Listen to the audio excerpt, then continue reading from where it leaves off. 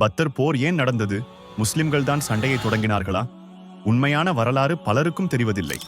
மக்காவில் 13 ஆண்டுகள் முஸ்லிம்கள் அனுபவித்த கொடுமைகள் கொஞ்ச நஞ்சமல்ல. தங்கள் வீடுகளையும் வாழ்வாதாரத்தையும் விட்டுவிட்டு வெறும் உயிரை மட்டும் காப்பாற்றிக் கொள்ள அவர்கள் மதீனாவிற்கு அகதிகளாக சென்றார்கள். ஆனால் மக்கா குறைஷிகள் என்ன செய்தார்கள்? முஸ்லிம்கள் விட்டுச் சென்ற சொத்துக்களை விற்று வியாபாரம் செய்தார்கள். தங்களிடம் கொள்ளையடிக்கப்பட்ட அந்த செல்வத்தை மீட்கவே அபூ சுப்யானின் வியாபார கூட்டத்தை மறிக்க முஸ்லிம்கள் சென்றார்கள். வியாபார கூட்டம் தப்பிவிட்டது. ஆனால் முஸ்லிம்களை வேரோடு அழிக்க இதுதான் சரியான வாய்ப்பு என்று 1000 பேருடன் படையெடுத்து வந்தான் அபூ ஜஹல். அதனால் பத்தர் என்பது ஆக்கிரமிப்பு போர் அல்ல, அது உயிர் பிழைப்பதற்கான தற்காப்பு போர், நீதிக்கான போர். இந்த வரலாற்று உண்மையை அனைவருக்கும் ஷேர் பண்ணுங்க.